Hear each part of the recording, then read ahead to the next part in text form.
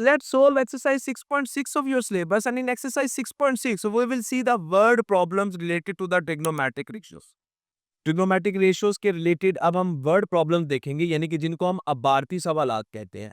So English में statement लिखी हुई है, उर्दू मीडियम स्टूडेंट्स के लिए स्टेटमेंट को समझना काफी आसान होता है. सो मैं इंग्लिश में भी साथ एक्सप्लेन करता रहूंगा और उर्दू मीडियम स्टूडेंट्स को भी साथ में गाइड जो है वो करता रहूंगा. स्टेटमेंट को रीड करते हैं. The angle of elevation of the top of a flag post from a point on the ground level is 40 metre away from the flag post is 60 degree. Find the height of the post. अच्छा, अब statement पढ़ के students को एकदम लगा कि ये पता नहीं क्या लिखा होगा, तो ऐसा नहीं है. स्टेटमेंट समझ में आ जाएगी, हमारा क्वेश्चन का सॉल्यूशन जो है वो बहुत ज़्यादा आसान हो जाएगा. देखते हैं स्टेटमेंट में वो कहता है क्या. अच्छा, अब इस स्टेटमेंट के अकॉर्डिंग स्टूडेंट्स मैं यहाँ पर एक डायग्राम ड्रा कर रहा हूँ. ये डायग्राम आपके सॉल्यूशन का पार्ट नहीं है, यानी कि आपको ये लाजिम नहीं है कि आप पेपर में क्वेश्चन सोल्व करते हुए डायग्राम ड्रा करें. बट अगर आप डायग्राम ड्रा कर लेते हैं तो आपको सॉल्यूशन में भी आसानी हो जाएगी. पेपर चेकर को भी पता चलेगा कि यार इस स्टूडेंट की तो जो है वो ट्रिग्नोमेट्रिक रेशियोज पे और राइट ट्रायंगल पे बहुत ज़्यादा ग्रिप है. लेकिन अगर आप नहीं ड्रा करते, नो प्रॉब्लम. अब मैं इस डायग्राम की मदद से स्टेटमेंट को आपको समझाने की कोशिश करता हूँ. जब ये स्टेटमेंट समझ आ जाएगी तो आप विदाउट डायग्राम भी इस क्वेश्चन को सोल्व कर सकते हैं. स्टेटमेंट कहते हैं angle of elevation. Angle of elevation की बात की जा रही है of the top of a flag post. अच्छा, अब ये जो एंगल है फ्लैग पोस्ट से टॉप का एंगल है. अब ये एंगल है कहां से? ये dear students from a point on the ground level. ये देखें, ये ग्राउंड है, दिस इज द ग्राउंड, ये हमारी फ्लैग पोस्ट है. इस ग्राउंड पर ये एक ऐसा पॉइंट है जहां से हम फ्लैग पोस्ट का एंगल ऑफ एलिवेशन देखते हैं. This is the angle of elevation. तो ये हमारे पास क्या है? 60 डिग्री है. ये यहाँ पे ये मेंशन किया गया स्टेटमेंट. एक बात. दूसरी बात ये बताई गई है कि वो जो पॉइंट है ग्राउंड लेवल पे जहां से हम एंगल देख रहे हैं फ्लैग पोस्ट की टॉप का, वो 40 मीटर अवे है फ्रॉम द फ्लैग पोस्ट. यानी कि ये पॉइंट इस फ्लैग से, इस झंडे के पोल से 40 मीटर की दूरी पे है, 40 मीटर अवे है. और इस पॉइंट से अगर हम इस पोल की टॉप का एंगल देखते हैं तो 60 डिग्री. ये दो इंफॉर्मेशन हमें यहाँ पे बताई गई है. ये पॉइंट जो है ये मैटर कर रहा है. ये ग्राउंड पे एक ऐसा पॉइंट है जो झंडे से 40 मीटर दूर है और झंडे की टॉप का, फ्लैग की टॉप का जो एंगल है वो 60 डिग्री है. ये दो इंफॉर्मेशन हमें बताई गई हैं. We have to find the height of post. हमें इस फ्लैग पोस्ट की हाइट जो है वो फाइंड करनी है. आई होप कि आपको स्टेटमेंट समझ आ गई है. आइए डियर स्टूडेंट्स, फिर सॉल्यूशन जो है यहाँ पे स्टार्ट करते हैं. सबसे पहले तो जो इन्फॉर्मेशन यहाँ पे गिवन है अब वो हम लिख लेंगे. Very simple. Angle of elevation हमें गिवन है जी. आप एंगल लिख लें, एंगल ऑफ एलिवेशन लिख लें, angle of elevation of post लिख लें, no problem. That is 60 degree. और सेकंड इन्फॉर्मेशन जो हमें दी गई है वो इन्फॉर्मेशन ये है डिस्टेंस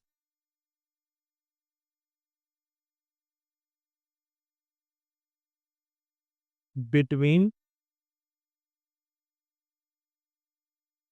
पॉइंट एंड पोस्ट. ये जो पॉइंट है ग्राउंड लेवल पे, ये पॉइंट और इस पोस्ट, फ्लैग पोस्ट के दरमियान डिस्टेंस जो है वो डियर स्टूडेंट्स हमारे पास कितना है?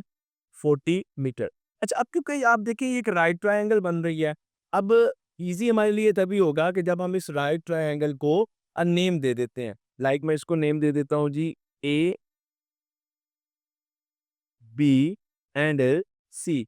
तो फिर ये स्टूडेंट्स ये हमारे पास जो एंगल है ये एंगल बी बन जाएगा और ये जो हमारे पास साइड है ये साइड आ जाएगी मेजरमेंट ऑफ साइड बी सी.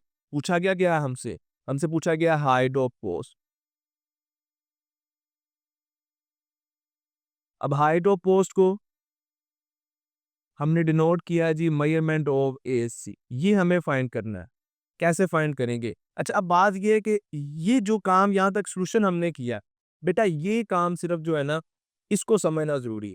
इसके बाद जो हम सोल्व करेंगे वो तो सारा वही प्रीवियस नॉलेज है, वही ट्रिग्नोमेट्रिक रेशियोज है जो आज तक हम देखते आ रहे हैं कि साइन थीटा किसके इक्वल है, कोस थीटा किसके इक्वल है, टेंजेंट थीटा किसके इक्वल होता है, sine theta perpendicular over hypotenuse और कोस थीटा ये बेस ओवर हाइपोटेनस है.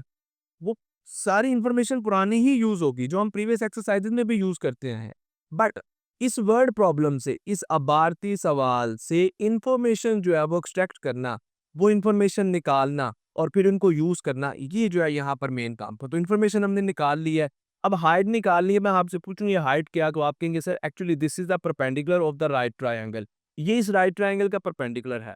परपेंडिकुलर हमें फाइंड करना है, बेस हमें गिवन है, ऐसा ही है ना। तो परपेंडिकुलर और बेस का रिलेशन क्या होता है? आप कहेंगे सर परपेंडिकुलर और base is equal to tangent theta, ये तो इन्फॉर्मेशन हमें पता है, तो बस यही हमारा सॉल्यूशन है। सो हम लिखेंगे जी वी नो दैट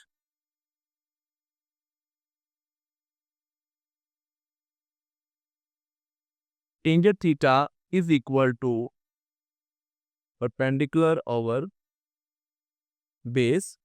ले जी थीटा क्या है? एंगल गिवन है, बिल्कुल गिवन है, it's 60 degree, so tangent 60 is equal to perpendicular. What is perpendicular? Perpendicular यहाँ पर AC है और बेस क्या है जी?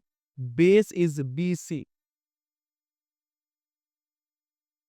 चले जी वैल्यूज पुट करते हैं। tan 60 की वैल्यू अगर मैं आपसे पूछूं tan 60 की क्या वैल्यू होगी, तो tan 60 की value dear students we have 1.73, 1.73 to आगे आप पुट कर लेंगे 1.73, it's okay, that's equal to AC हमें फाइंड करना है और AC को हमने हाइट जो है x से शो किया है, तो आप इस तरह रहने दें या आप AC इसको लिख लें, एज लिख लें, इट्स ओके। BC की वैल्यू गिवन है 40 मीटर।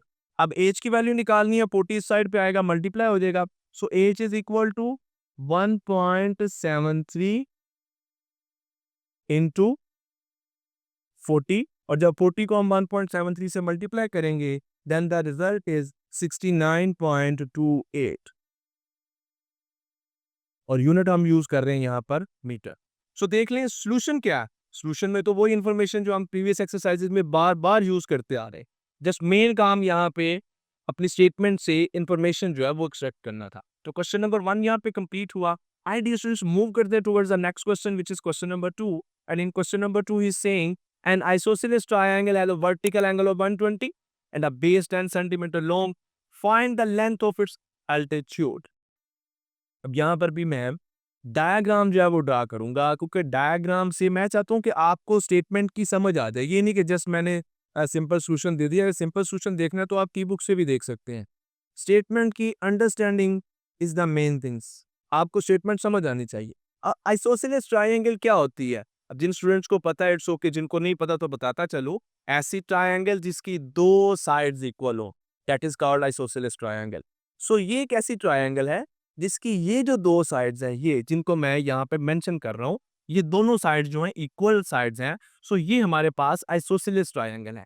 अब आइसोसेलेस ट्राइंगल में वो एक एंगल बता रहा है, बट वो एंगल है वर्टिकल एंगल। अब आइसोसेलेस ट्राइंगल का वर्टिकल एंगल क्या होता है? तो डियर फ्रेंड्स ये हमारे पास वर्टिकल एंगल है which is 120 and a base.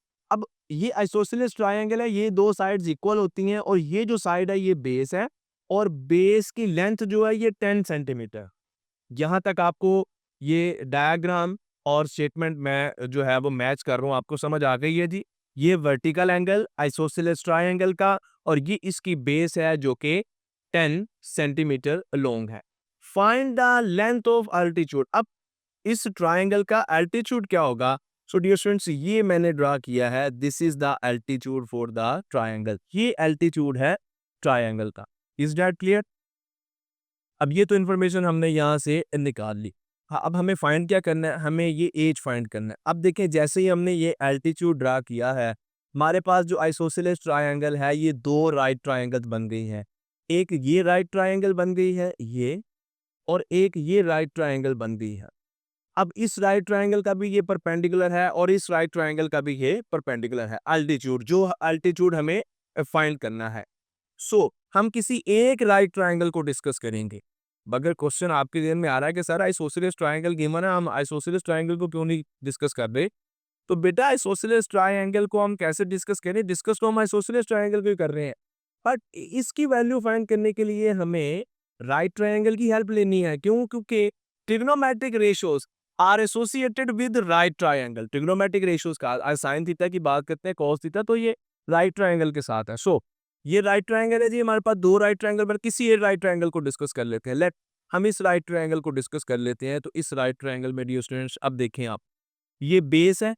अच्छा, जब एल्टीट्यूड ड्रा करते हैं तो जो बेस 10 सेंटीमीटर था, एल्टीट्यूड परपेंडिकुलर आता है। जब परपेंडिकुलर आता है तो ये जो बेस है ये दो इक्वल पार्ट्स में डिवाइड हो जाएगा। तो सिर्फ बेस, इस राइट ट्रायंगल की बेस भी 5 सेंटीमीटर है और इसकी बेस भी क्या हो गई है, 5 सेंटीमीटर हो गई है। Is that clear? ओके। दूसरी बात, एच हमें फाइंड करना है। अब बात कर लेते हैं एंगल की। ये एंगल था 120, अब ये एंगल हाफ हो गया, ये हो गया 60 और ये भी एंगल क्या हो गया, 60। और अगर मैं जस्ट इस राइट ट्रायंगल की बात करूं, दिस इज ये,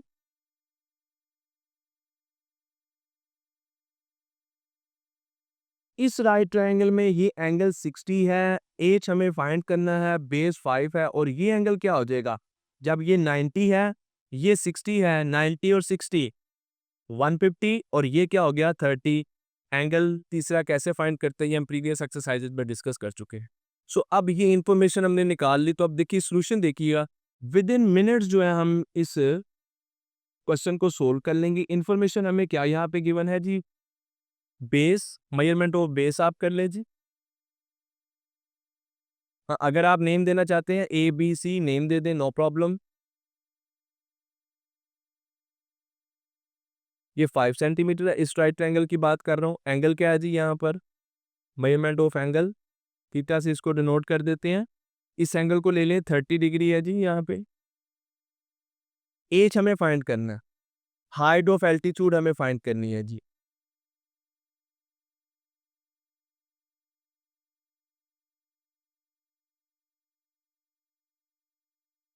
एच से इसको डिनोट किया, ये हमें फाइंड करनी है।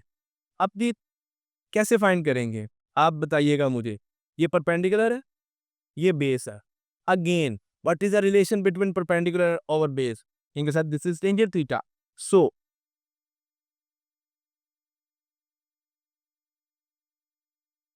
Tangent theta is equal to perpendicular over base. Values put करते हैं। This is tangent 30 degree, perpendicular हमें फाइंड करना है, एच से इसको डिनोट किया है और बेस कितना है जी यहाँ पे 5 सेंटीमीटर है। ओके, अब यहाँ से अगर एच की वैल्यू निकालनी है, ये 5 इधर आके मल्टीप्लाई हो जाएगा। So it will be 5 into tangent 30 जी। तो स्टूडेंट्स कैलकुलेटर से टेन 30 की वैल्यू फाइंड करते हैं। So H is equal to 5 और टेंजेंट 30 की value we have 0.578 and when we multiply 5 with 0.578 then the value of h is equal to 2.89 और unit यहाँ पे हम यूज कर रहे हैं सेंटीमीटर। सो क्वेश्चन नंबर 2 यहाँ पे सोल्व होगा। Let's see the next question which is question number 3 of exercise and question number 3 say that tree is 72 meter high. Find the angle of elevation of its top from a point 100 meter away on the ground level. अच्छा, पहले दो question की statement से कैसे हम information accept कर रहे हैं, अब आपको कुछ आइडिया हो गया। अब हम इस तरह कोशिश करें कि कैसे हम इस स्टेटमेंट से जो इन्फॉर्मेशन एक्सेप्ट कर सकते हैं। मैं डायग्राम भी यहाँ पे बनाऊंगा और मैं बार बार बता रहा हूँ, डायग्राम इज नॉट कंपल्सरी। ये जरूरी नहीं है कि आप डायग्राम बनाएं, बट अगर आप डायग्राम बना लेंगे तो ये आपके लिए भी आसान होगा और पेपर चेकर के लिए भी एक प्लस पॉइंट है। और ये लाजिम नहीं है कि डायग्राम आप जैसे यहाँ पे ट्री की बात कर रहे हैं तो आप यहाँ पे एक दरख्त ही बनाएं और इस तरह नहीं। आप जस्ट एक सिंपल राइट ट्रायंगल बनाएंगे और गिवन इंफॉर्मेशन को वहां पे एडजस्ट करेंगे। अब देखें यहाँ पे बताया क्या गया, a tree is 72 meter high. एक दरख्त है 72 मीटर हाई है। देखिए अब दरख्त है ना, तो आपको ये आइडिया हो गया कि दरख्त जो है ना वो इस तरह स्ट्रेट होता है। अब लाजिम नहीं कि आप दरख्त बनाएं, एक्चुअली ये आपको आइडिया दे रहा है कि ये राइट ट्रायंगल, जस्ट अगर फॉर एग्जांपल ये एक राइट ट्रायंगल है तो राइट ट्रायंगल में जो दरख्त है, ये जो ट्री है, वो परपेंडिकुलर को शो कर रहा है। जस्ट ये इंफॉर्मेशन जब आपने एक्सट्रैक्ट कर ली, it's okay. Find the angle of elevation from its top. अब इस टॉप से एंगल ऑफ एलिवेशन निकालना है तो वो ये एंगल आपने फाइंड करना है। और क्या इंफॉर्मेशन दी है जी, its top from a point, एक ऐसे पॉइंट का एंगल ऑफ एलिवेशन निकालना है जो 100 मीटर अवे है ग्राउंड लेवल पे। तो इस पॉइंट से आपने एंगल ऑफ एलिवेशन निकालना है जो कि इस दरख्त से, इसको हम दरख्त बना देते हैं जी ऐसे करके, इट्स ओके। तो ये कितने मीटर दूर है, ये 100 मीटर दूर है। अब बात को समझ रहे हैं जी। ये दरख्त की हाइट हमें दे दी इस पॉइंट का हमें डिस्टेंस दे दिया और ये एंगल हमसे पूछ लिया। जस्ट इस तरह आप एक सिंपल सी डायग्राम बनाएंगे, आपको अंडरस्टैंडिंग भी हो जाएगी और आपका क्वेश्चन भी सोल्व हो जाएगा। तो अब डियर स्टूडेंट्स, मैंने यहाँ पर जो है वो डायग्राम ड्रा किया है कुछ इस तरह से। आप ये देखें, ये एक राइट ट्रायंगल बन रही है। इस राइट ट्रायंगल में ये वो पॉइंट है जिस वो पॉइंट की बात कर रहा है, फ्रॉम अ पॉइंट। ये पॉइंट 100 मीटर अवे है, दरख्त से, ट्री से 100 मीटर अवे है, और ये एंगल हमें फाइंड करना है। और ट्री की जो हाइट है वो कितनी है, 72 मीटर। Very simple. तो अब हम अगर इस ट्रायंगल को नेम दे देते हैं, let's suppose this is A, this is B and this is C. तो आए जी सोल्यूशन यहाँ पे स्टार्ट करते हैं। हाइट ऑफ ट्री हमें गिवन है, जो कि एक्चुअली हमारी राइट ट्रायंगल का परपेंडिकुलर है। हम इसको ए सी से डिनोट करें, ए बी से डिनोट करें, किसी से भी डिनोट करें, जरूरी बात यह है कि हमें ये पता होना चाहिए कि ये क्या चीज है, ये perpendicular. So height of A C is equal to 72 meter. Okay, and now distance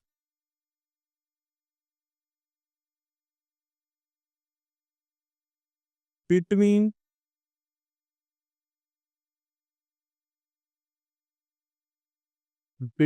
point and tree, कितना डिस्टेंस है जी, बी सी से हम इसको डिनोट कर रहे हैं, and that is equal to 100 metre.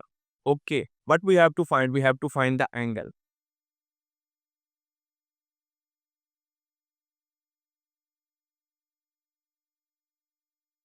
Angle हमें फाइंड करना है, थीटा यहाँ पे फाइंड करना है। तो आए जी फिर सोल्यूशन स्टार्ट करते हैं।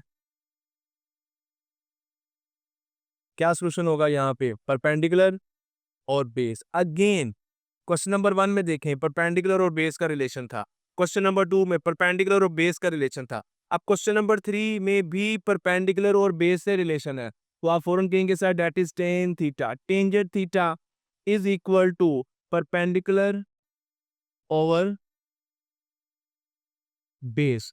ओके, सो अगर हमें थीटा की वैल्यू, हमें तो थीटा की वैल्यू निकालनी है ना, तो टेंजेंट अदर साइड पे आएगा और ये टेंजेंट इनवर्स हो जाएगा।